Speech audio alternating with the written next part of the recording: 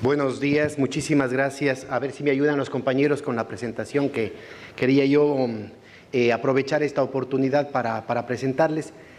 Agradeciendo muchísimo a los organizadores de un evento tan importante y desde ya poniéndoles a las órdenes Quito pues para los próximos eventos. Aquí estábamos hablando con el compañero Pedro Morales y desde el principio yo empiezo disputándoles el nombre y les incluyo algunos temitas que se vienen planteando en la discusión desde el Ecuador, el tema de la economía popular y solidaria, el tema del buen vivir. Estuvimos reunidos con algunas compañeras argentinas con las que hemos trabajado también el tema acá, con algunos compañeros argentinos. Yo creo que no es un prurito ni de erudición, ni pelear el nombre, sino que hay un planteamiento metodológico fundamental precisamente para lo que los compañeros que me precedieron en el uso de la palabra han sostenido, ¿no?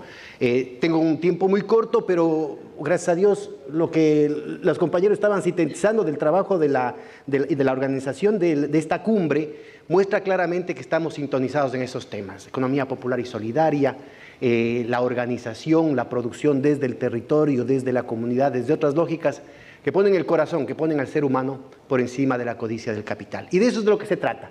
¿Cómo ubicar el papel de las cooperativas en una articulación sistémica con otros proyectos de sociedad en torno a lo que son los valores que están en la economía popular y solidaria?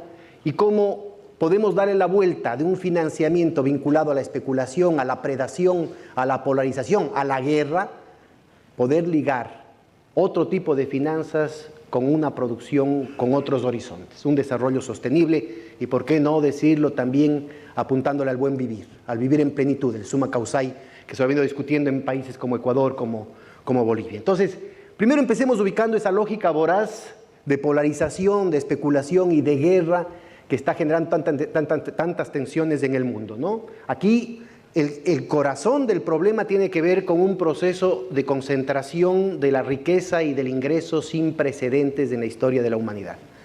8 personas, dice un informe de la Oxfam, que lo han dejado de publicar en esta serie porque ya no alcanza, ¿no es cierto? Empezaron siendo 281 personas. Un año después fueron 64.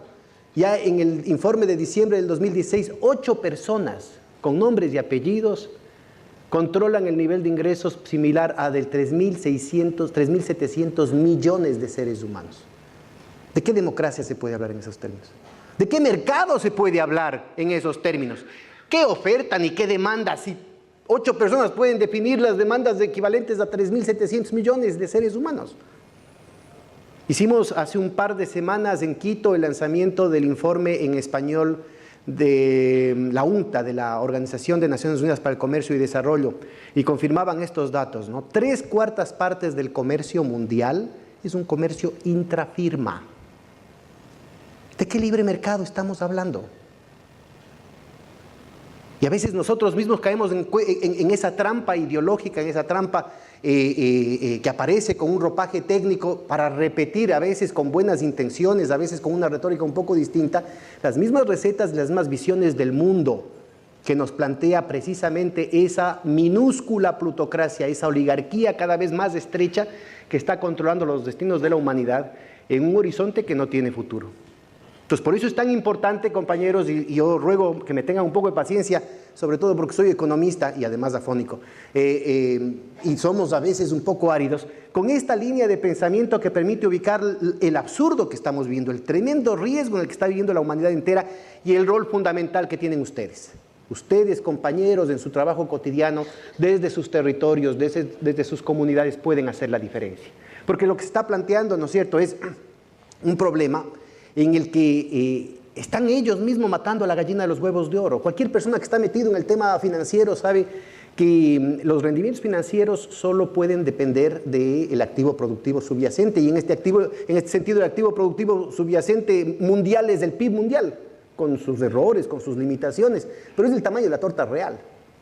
Y lo que tenemos ahora es un crecimiento cada vez menor, más volátil, más riesgoso del PIB mundial en comparación con un crecimiento exponencial cuantitativa y cualitativamente que aflora por todo lado de las deudas y de nuevo tipo de deudas. Entonces lo que tenemos ahora es que el PIB está aproximadamente en unas 80 millones de dólares. Las deudas tradicionales, las que nos preocupan normalmente a los economistas, las deudas públicas, las de las empresas, las de los hogares, ahora ya cada vez más son las de las tarjetas de crédito, las de los estudiantes, las de los gobiernos seccionales, etcétera, etcétera. Ubican 250 millones de dólares. Ahí ya tenemos un problema de insolvencia estructural. Simplemente no se puede pagar. La sabiduría de los antiguos, y que se recoge en el Antiguo Testamento, ¿no es cierto?, plantea que cada cierto tiempo, cada 7 años 7, ¿no es cierto, Eloy?, hay que hacer tabla rasa, jubileo. Porque es insostenible. Esta lógica del interés compuesto simplemente no se compadece con la dinámica real de la producción, no se compadece con lo que Maturana llamaría la autopoiesis sustancial de la vida. No se puede. Pero si eso no fuera poco, compañeros, han aparecido un nuevo tipo de deudas, que además surgen hace pocos años, un par de décadas, que son los derivados financieros. Y para ellos ni siquiera hay estadísticas oficiales, cuando todo el mundo sabe lo grave, lo explosivo que es esa situación, sobre todo a raíz de la implosión financiera de Lehman Brothers hace 10 años. Los derivados financieros representan entre 1.500 y 2.000 millones de dólares. Es decir, es una cantidad de deuda que si todo el mundo, los 7.600 millones de seres humanos, dejásemos de comer y de vestirnos por 25 años, todavía no alcanzaríamos a pagar la deuda. Y la última vez que intentamos creo que no se pudo. Sí, mire, las deudas que no se pueden pagar, adivinen qué, no se podrán pagar, no se pagan. Y es por eso que se están dando el tema de las tensiones geopolíticas internacionales, porque estamos en un escenario estructural similar al que abrió las puertas para la Primera y la Segunda Guerra Mundial, ¿no? Y en una situación en la que con toda la cantidad gigantesca de recursos, porque a todos los gobiernos en todas partes del mundo, ¿no es cierto?, que hace falta plata para los niños, no hay. Que la crisis ambiental, lo siento, no hay plata. Que para la cultura no hay plata. Para resolver el problema del hambre, 1.000 millones de seres humanos sufriendo hambre, no hay plata. Que se tiene los refugiados, que se tiene estos desastres naturales. Qué pena, no hay plata. Pero cuando se trata de darles a los bancos, cuando se trata de la guerra o cuando se trata de los banqueros, nunca falta plata. A Bernie Sanders, cuando estaba en el anonimato, él logró hacer la movilización para que por fin se haga una auditoría del Banco Central de los Estados Unidos, de la Reserva Federal. Después de tanto jorobar la vida, le terminaron entregando unos documentos parciales y le mintieron y dijeron que habían entregado a 17 bancos 16 billones de millones de dólares. O sea, más del 100% del Producto Nacional Bruto de los Estados Unidos. Al poco tiempo de eso, para reírse de él, el jefe de ese programa, que era solamente uno de la docena de programas a través de los cuales les estaban dando plata a los banqueros, dijo, no, es mentira, no son 16, son 23. Y después la Universidad de Missouri en Kansas City dijo, solo en ese programa le dieron 29 millones de dólares, frente a los 14 que es el PNB de los Estados Unidos.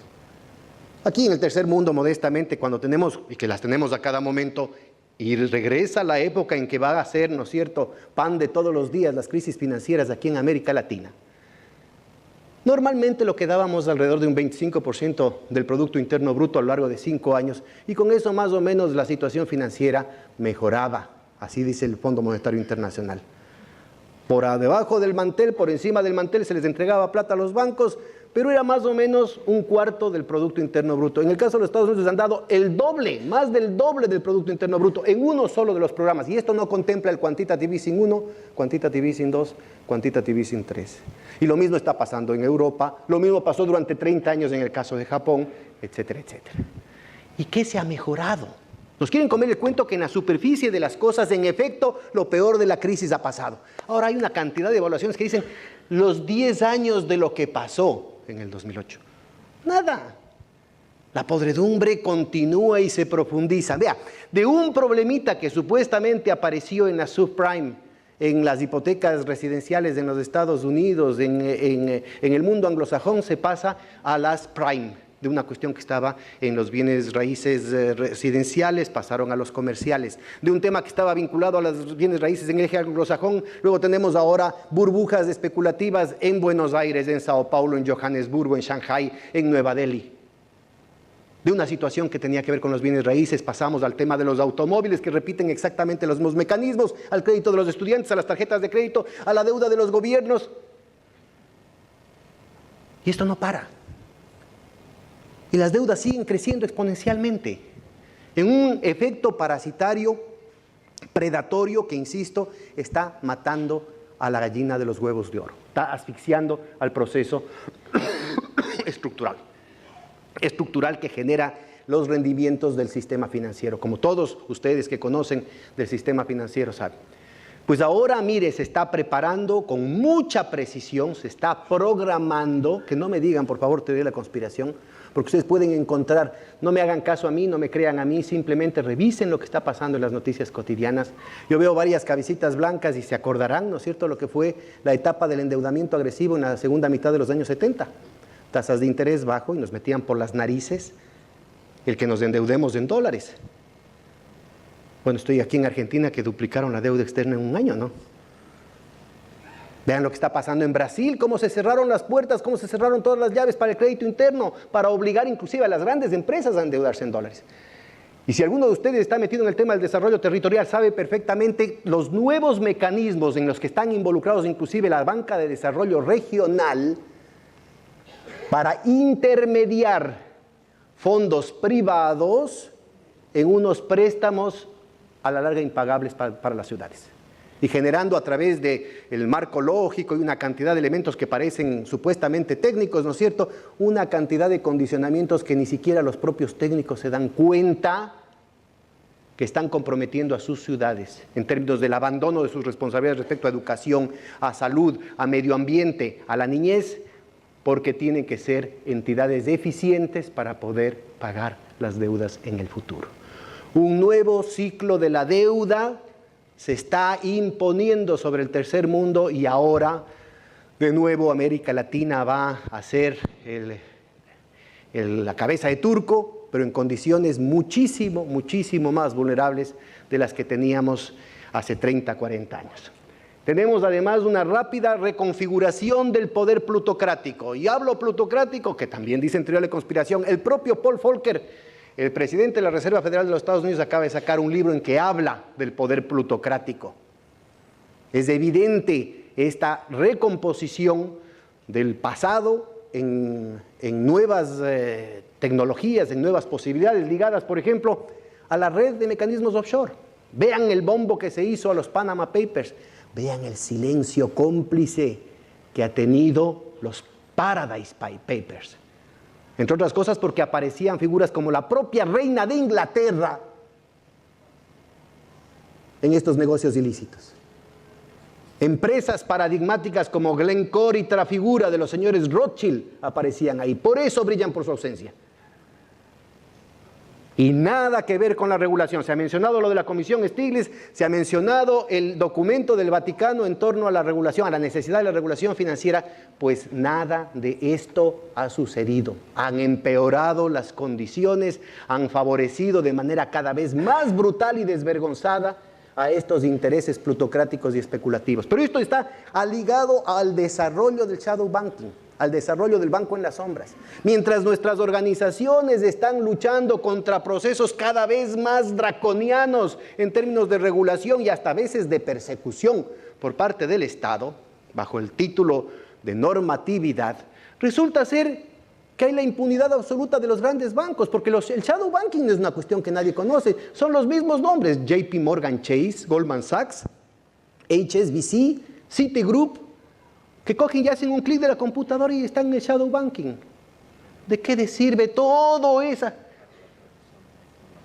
¿De qué les sirve todo ese esfuerzo que supuestamente se está haciendo con instrumentos como Dodd-Frank, como la normativa europea en esos términos, como la parafernalia que se ha hecho en torno a Basilea III, justamente para atacar a las organizaciones pequeñas, cuando sabemos que los otros hacen un clic de la computadora y están fuera de toda la normativa. Y si usted liga shadow banking con las redes offshore, sobre todo las redes angloamericanas offshore, con los derivados financieros,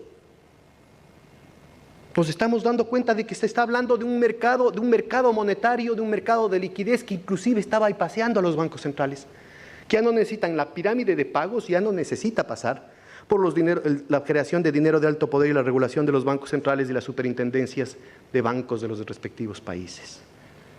Porque pueden generar sus relaciones interbancarias, sus mecanismos de liquidación, sus mecanismos de compensación de pagos, pueden pasar de manera transnacional a través de otras posibilidades que dan el shadow banking, las offshore y los derivados financieros. Pero esto no acaba aquí. Se viene encima de todo esto la novelería de las criptomonedas privadas. Eso es un tema larguísimo y con una seducción enorme, inclusive para algunos de nosotros, compañeros, porque viene con un ropaje muy bien estudiado, antisistema, libertario, democrático. Miren, aquí hay un fraude terrible, porque en última instancia se trata de crear pasivos sin que nadie se responsabilice pues de esos pasivos. Es más, tienen la capacidad, se llama programación neurolingüística, tienen la capacidad mágica de hacernos creer de que el hecho de que sea anónimo es una virtud. El rato que hay un problema, ¿quién responde por esas platas? No sabe. Eso es parte de lo excelente, pues. Aquí está, mire, ponga esos 4 nuevos pilares. Además, fíjense la rapidez. Son fenómenos, son desarrollos de los poquísimos últimos años, justamente después de la implosión de Lehman Brothers, que están constituyendo un nuevo margen de acción absolutamente al margen, absolutamente externo a cualquier capacidad de regulación ciudadana, a cualquier tipo de normatividad, a cualquier tipo de soberanía, a cualquier tipo de responsabilización. Y no solamente eso, yo estuve recientemente convocado por la presidencia del G20 cuando estuvo Alemania en eso, en temas de financiamiento de proyectos verdes, y funcionarios de Naciones Unidas con una plétora de redes de ONGs y de académicos de todo el mundo, cada cual más progresista que otro, hablando siempre en nombre del pueblo, del futuro, de la ecología, diciendo que los 4 realitos que se han conseguido para las poblaciones más vulnerables ante el cambio climático deberían invertirse en criptomonedas. Y acababa de desplomarse Bitcoin la semana anterior de 22.500, la cotización 850. ¿Quién respondía por eso? ¿Quién se quedó con esa diferencia? Vea usted lo grave que es. Vea usted lo que esto significa en términos de la perforación de cualquier posibilidad de tributación, de los sistemas de tributación de nuestros países. A nosotros sí nos pueden cobrar impuestos. Al sector público, a los empleados, a los asalariados los pueden cobrar impuestos. Y con esta cuestión, la red offshore, el shadow banking, los derivados financieros y las criptomonedas, ¿quién más va a pagar? Solo los soquetes, ¿no es cierto, Eloy? Vamos a terminar pagando impuestos. Por supuesto que no habrá plata para los demás, pues, excepto, de nuevo, para los bancos, la especulación y la guerra. Entonces necesitamos ubicar una campaña mundial en el que no solamente la movilización de las organizaciones tiene que potenciarse, sino que tenemos que recuperar esas voces institucionales en contra de la hipertrofia parasitaria de la especulación. Y ahí hay elementos muy importantes. Habían tenido los compañeros la gentileza de mencionar mi participación en la Comisión Stiglitz, pero en realidad más importante que eso fue la Asamblea General Extraordinaria convocada por el presidente de Naciones Unidas de ese entonces, el difunto, recientemente desaparecido Miguel de Escoto, que permitió no solamente el reporte Stiglitz de junio del 2009, en el que están buena parte de los puntos que les he mencionado, sino más importante todavía, compañeros, el documento final, el outcome document de la Asamblea General de Naciones Unidas, con la firma de 192 plenipotenciarios, incluyendo el de Estados Unidos, el de Gran Bretaña, Suiza no está. Lo importante con eso, compañeros, es que recordemos que el Fondo Monetario Internacional, el Banco Mundial y hasta la OMC, la OMC pretende ser parte del sistema de Naciones Unidas, tienen que someterse pues a las resoluciones del sistema de Naciones Unidas. Y uno de los problemas que tenemos del lado de los buenos, compañeros, es que sufrimos del Attention Deficit Disorder. Ahí está escrito. Y lo que tenemos que hacer es que se cumpla. Es obligación del Fondo Monetario Internacional cumplir con el máximo organismo que es la Asamblea General de Naciones Unidas. Y no lo ha hecho. Y del Banco Mundial también. y del PNUD y de la UNCTAD y de todos los organismos de Naciones Unidas. No es, depende, es obligatorio. Y parte de la obligación de la sociedad civil precisamente es soportarse, arrimarse, apoyarse en estos avances institucionales para continuar con una lucha que cada vez más desigual y puede en algún momento tornarse irreversible, ¿no? El tema de la agenda de especulación, de predación, de polarización social y probablemente de guerra. Entonces, además es necesario ubicar que también han habido ejemplos en las propias reuniones del G20, por ejemplo, la presidencia francesa, en el que también tuve yo la suerte de participar en discusiones del más alto nivel. Ahí estuvieron premios Nobel como Robert Solow, como Joseph Stiglitz, como Amartya Sen, como Robert Mirles Krugman, discutiendo sobre estos temas y eran absolutamente conscientes de la necesidad de avanzar en mecanismos regulatorios que corten los desmanes, la corrupción y la incompetencia de los grandes bancos. Ahí están los documentos, compañeros, tenemos que trabajar. Con Eloy ahí le estoy tratando de convencer porque necesitamos, inclusive entre las universidades católicas, el recuperar eso, porque también ahí hay una tradición importantísima de las iglesias, no solo de la católica, pero de manera particular de la Universidad Católica, de las iglesias católicas en torno a la lucha en contra de la usura. Y se vuelve ahora un tema urgente, compañeros, precisamente porque regulando los desmanes de ellos es lo que va a florecer otro tipo de finanzas, unas finanzas sólidas, unas finanzas sanas, que están ligadas al proceso productivo, capitalista, no capitalista, grande y pequeño, pero produciendo realmente riqueza, produciendo valores. Y ahí está presente, ¿no es cierto?, un documento que estábamos conversando que estuvo a punto de salir poco antes de que lo tumben al Papa Ratzinger en octubre del 2011, muy interesante, y lo que va a hablar Eloy dentro de poco, y que se lo ha mencionado ya algunas veces, el documento sobre las cuestiones económicas y financieras, que claramente pone el dedo en la llaga, la necesidad de una vigilancia ciudadana en torno a un compromiso ético en el mundo de las finanzas.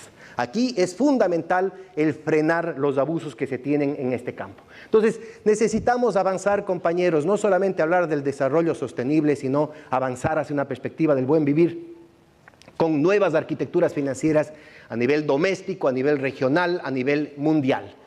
Aquí necesitamos generar diseños fractales que permitan tener en los territorios, ¿no es cierto?, inclusive a nivel subnacional, un nuevo concepto de la banca, otro concepto de la banca para otro concepto de desarrollo.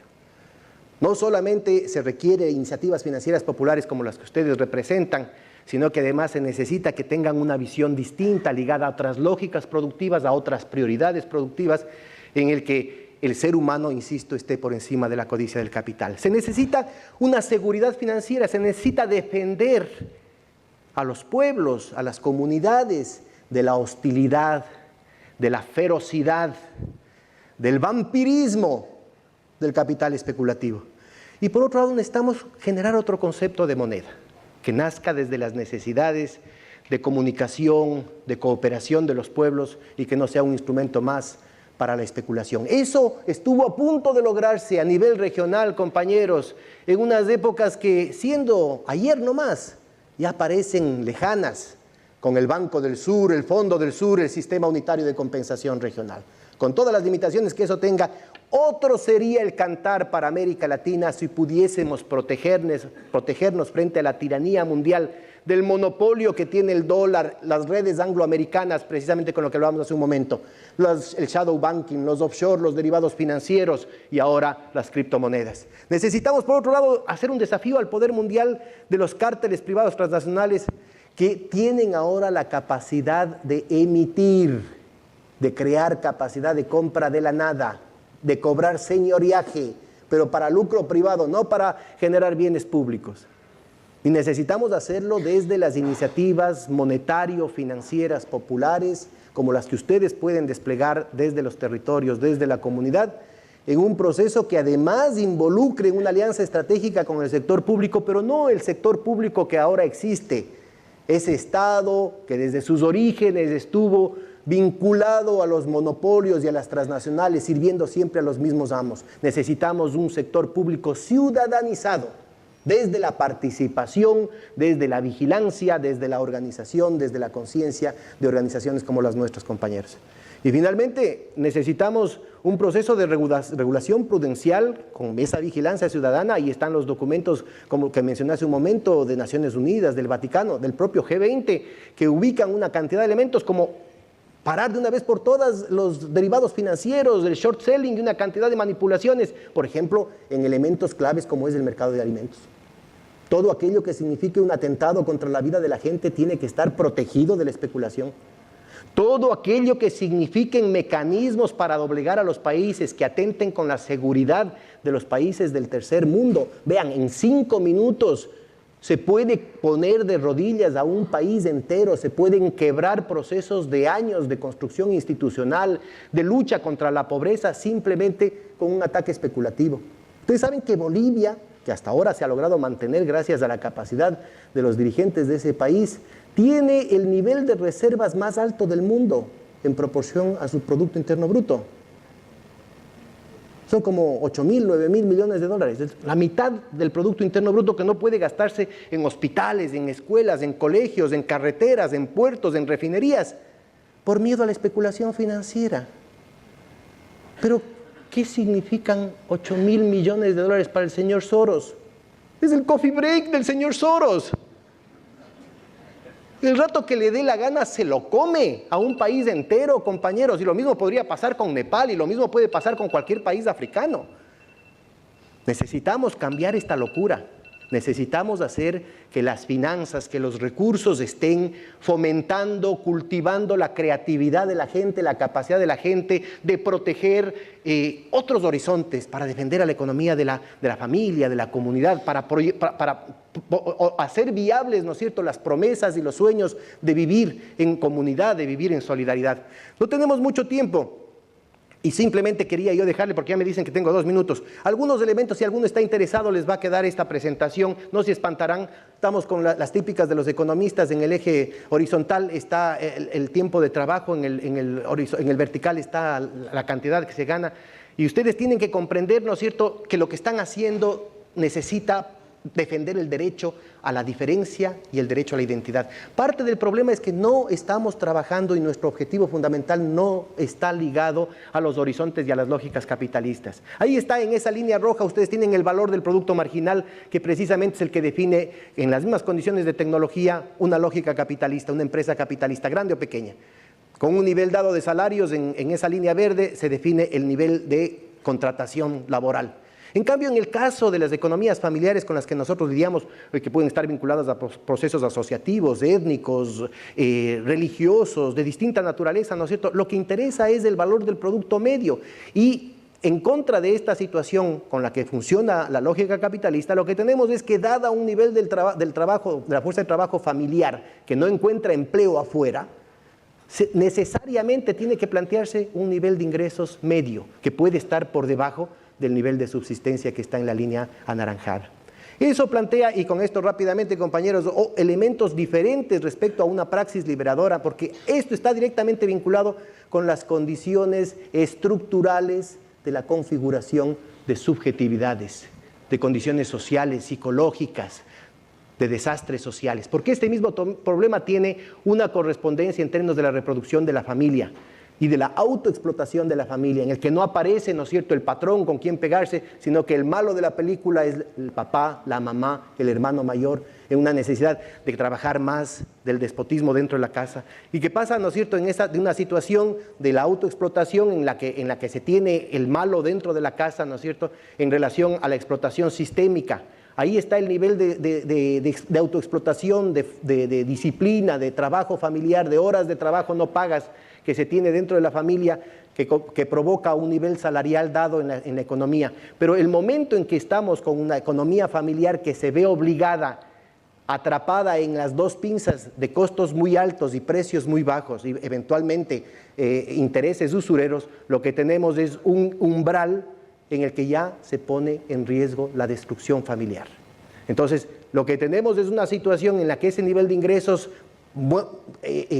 plantea sistémicamente una compresión, un proceso de autoexplotación, de desfalco de la fuerza de trabajo familiar que implica la destrucción de la familia, la destrucción y la descomposición social, y en el otro sentido una cantidad de mecanismos que tenemos que trabajar en conjunto y que, bueno, les dejo la presentación para que ustedes lo vean, en el que las cooperativas, el tema de las tecnologías de información y comunicación, mecanismos que reconstruyan el tejido productivo desde lo local, apunten más bien hacia posibilidades de solidaridad, apunten hacia lo que se ha planteado en países como Bolivia y Ecuador, el summa causai, el vivir en plenitud.